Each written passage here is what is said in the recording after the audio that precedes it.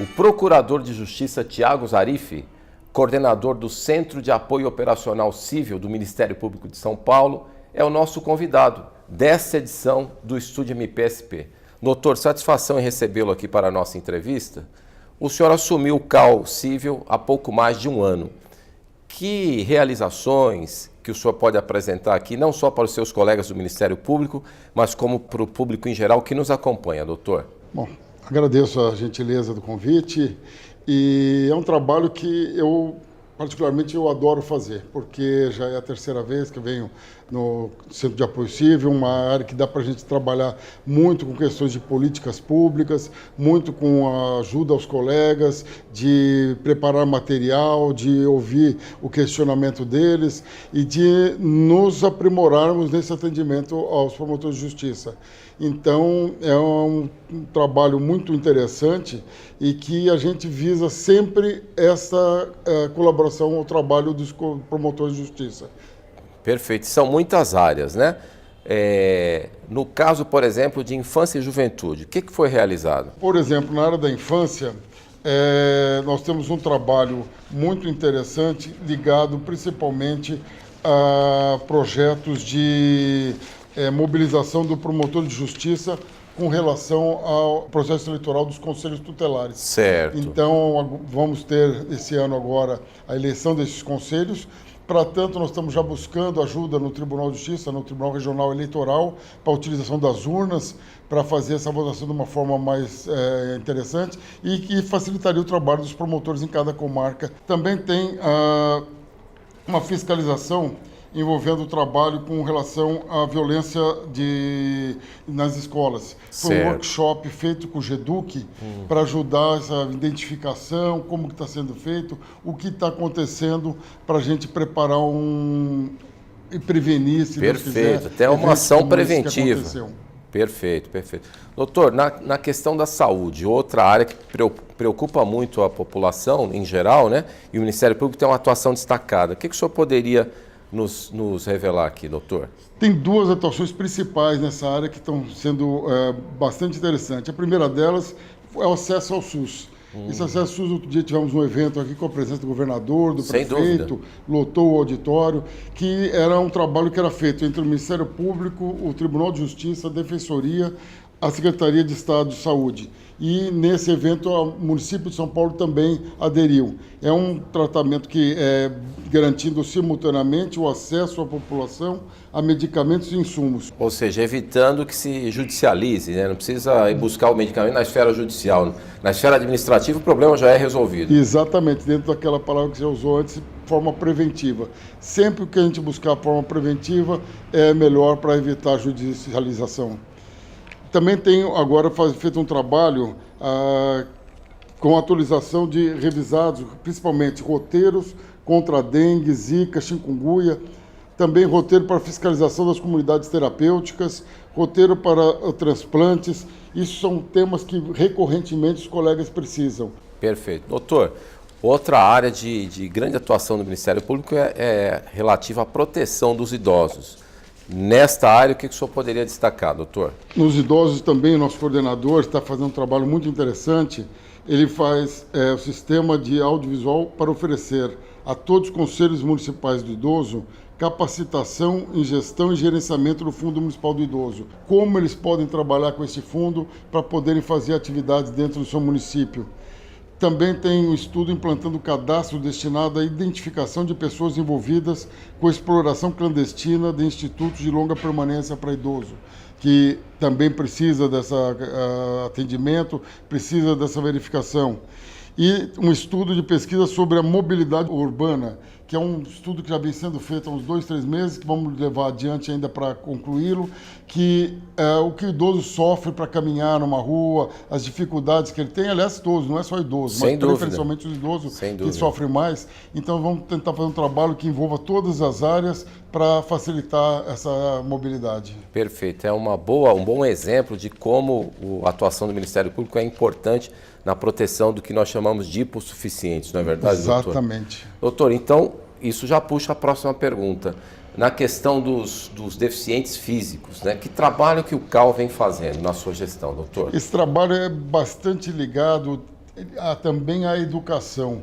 A gente verifica que as pessoas cada vez mais encontram dificuldades para ter uma vida normal. Fizemos um evento que trouxemos aqui pessoa com problema de deficiência de visual, pessoa com deficiência física, pessoa com autismo, e essas mulheres mostraram a dificuldade que ainda é ter um relacionamento numa vida normal. Perfeito. Então nós temos que trabalhar com o poder público para que não tenham esse tipo de dificuldade, que seja cada vez mais uma convivência normal, sem qualquer tipo de interferência por meio do espaço físico, ou quer que seja. Perfeito.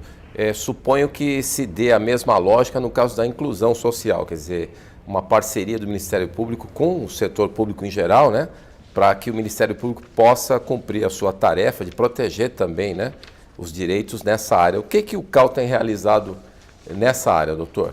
A inclusão também, questão de eventos, nós estamos realizando bastante eventos, principalmente fizeram um trabalho projeto junto com a Prefeitura de São Paulo, que foi elaborado pelo Centro de Apoio, que as assistentes sociais detectem a violência doméstica e com essa detecção feita pelo Serviço Social, eles tragam isso e a gente possa de alguma forma ajudar sem que traga algum trauma para aquela pessoa que precisa relatar esses fatos. Então é um trabalho que tem dado muito sucesso, muita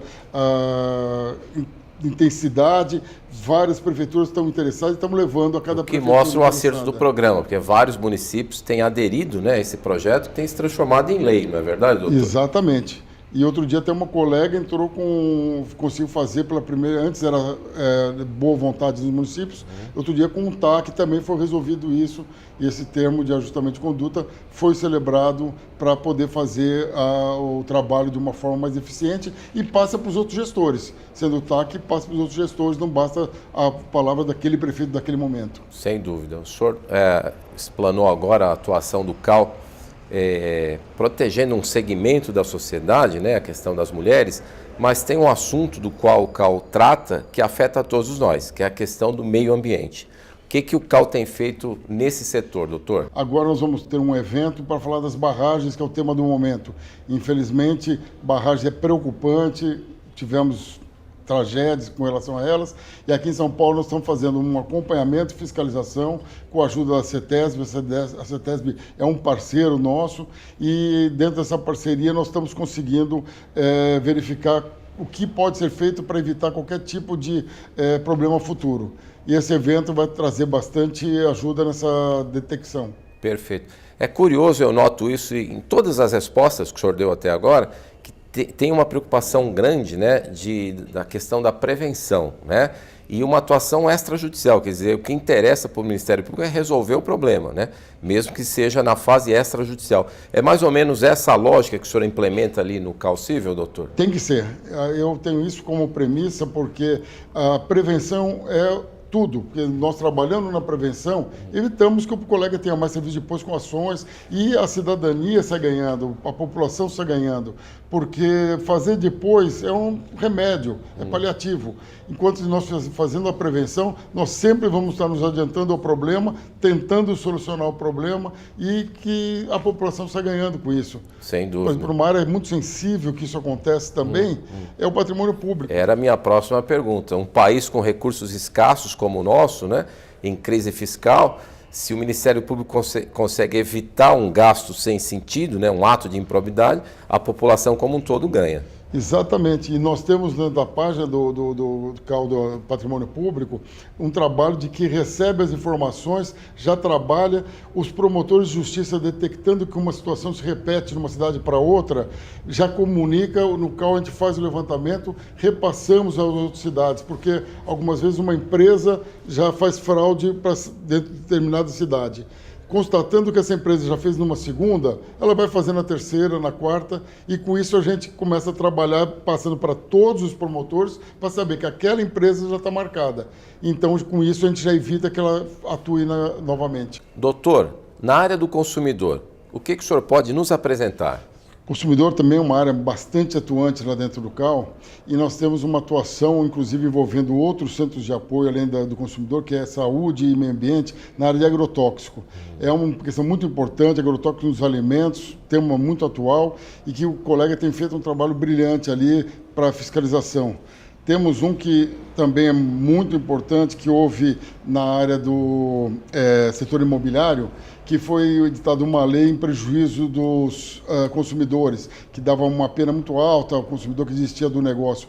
Tentamos de toda maneira, fomos no Congresso, mandamos para o presidente da República um trabalho, mandamos aos senadores e deputados federais, mas infelizmente aprovaram a lei. Então nós fizemos também um trabalho agora junto à excelentíssima Procuradora-Geral da República para que apresente uma ADIM para questionar essa lei. Então é um trabalho muito importante nessa área. Também fizemos um trabalho junto à Anatel, junto à ANAC, que faz com que o Ministério Público do Brasil trabalhe junto na área do consumidor. E o nosso CAL está integrado com esse pessoal que faz essa atuação nacional em defesa da coletividade. Perfeito. Doutor, faltou uma área aqui, pelo menos na minha conta. A atuação na área estritamente civil. O que o senhor tem a nos apresentar? No civil nós temos feito trabalho também com relação à possibilidade de ajuda à coletividade. Levantei aqui também 2 convênios que estão sendo feitos que vão ser de bastante ajuda.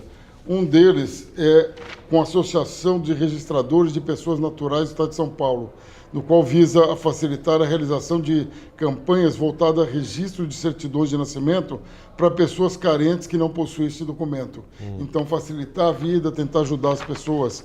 Um outro é um convênio com o Instituto de Estudos de Protestos de Títulos do Brasil, na seção São Paulo, que visa facilitar o protesto de termos de ajustamento de conduta descumpridos e de sentenças judiciais por meio eletrônico. Então faz o registro, já fica marcado aquele descumprimento, fica devidamente registrado.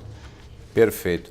Doutor, eu imagino que para apresentar esses resultados em tantas áreas, o senhor conta com uma equipe ali de assessores, né, no CAL, que devem colaborar muito, né, com a sua gestão. Queria que o senhor falasse da importância da atuação desses promotores em relação ao trabalho dos colegas, né, pelo interior. Eles são tudo. Na verdade, eu estou lá como apoio a eles. O trabalho quem executa, por isso até que eu comecei a ler alguns casos aqui, porque quem faz todo o trabalho é o promotor coordenador da sua área. Eles fazem o trabalho e eu digo para eles sempre o seguinte: o trabalho vocês fazem e eu estou junto. Vamos ter sucesso porque vocês são dedicados. Nós tivemos muitas baixas, muitos colegas nos deixaram. Certo. E colegas ótimos que trabalhavam na área já há algum tempo. Mas quem veio com fôlego, com uma vontade tremenda de trabalhar, com muita dedicação, muita competência. O pessoal que chegou com tudo, pessoal novo, que dá uma vibração ao CAL e ajuda demais. Então esses promotores que trabalham comigo é que são a alma do CAL. Eu sou um figurante lá para ajudar eles. E temos, só para completar também, além dos coordenadores, um órgão que nos auxilia demais, que é o NAT. Certo. O NAT é um órgão de assistência técnica que ajuda em todas as áreas, no idoso, na fiscalização das casas de idoso, na questão da infância, na questão de drogados, na questão de álcool. Sempre o NAT nos dá apoio do assistente social, os psicólogos para fazer o acompanhamento, que é o trabalho final do promotor de justiça na parte jurídica. Perfeito. Doutor, o senhor disse aqui que é um mero figurante, eu contesto, se é que é permitido ao entrevistador contestar o que diz o entrevistado. A sua atuação no CAL merece os nossos parabéns. Agradeço muito a sua presença aqui para a nossa entrevista, assim como agradeço a sua audiência. Até a próxima edição.